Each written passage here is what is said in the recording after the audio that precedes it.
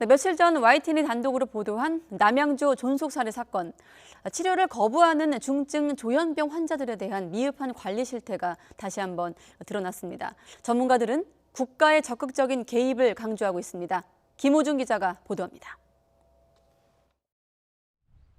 지난 5일 발생한 남양주 존속 살해 사건. 60대 아버지 강 씨는 조현병을 앓고 있던 20대 아들이 휘두른 둔기를 맞고 숨진 것으로 조사됐습니다. 아들의 증세는 심각한 상태였던 것으로 전해졌습니다. 집안 벽지 곳곳에는 이해하기 어려운 문구들이 가득했고 방 안에서 발견된 흉기에는 아버지를 죽이겠다는 협박 문구가 적혀 있었습니다. 아주 심해진 거는 올 초부터 더 계속 심해지는 거예요. 강도가 세지고. 강 씨는 숨지기 전 아들의 치료를 위해 수차례 도움을 요청했지만 관할 보건소와 지역 건강복지센터는 번번이 거절했습니다. 환자인 아들 동의가 없다는 게 그 이유였습니다. 본인이 강하게 거부를 하시면 동의가 우선이 돼야 되는 상황이거든요. 본인 동의가? 네네네, 그렇죠. 정신건강복지법상 정신병원에서 퇴원한 환자는 본인이 동의해야 지역 정신건강센터에서 관리할 수 있습니다. 아들은 2019년 1월 정신병원에서 퇴원한 이후 추가 치료를 거부했고 올해 초부터는 약도 제대로 먹지 않은 것으로 드러났습니다. 약 봉지를 확인해보면 하루치밖에 안 먹고 일주일 됐는데 하루밖에 안 먹었더라고요. 지역사회 관리를 받을 수 없던 강 씨가 유일하게 기댈 수 있는 수단은 강제 입원.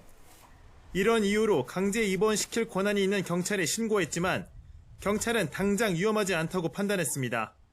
결국 한 달 뒤 강 씨는 집 앞 화단에서 숨진 채 발견됐습니다.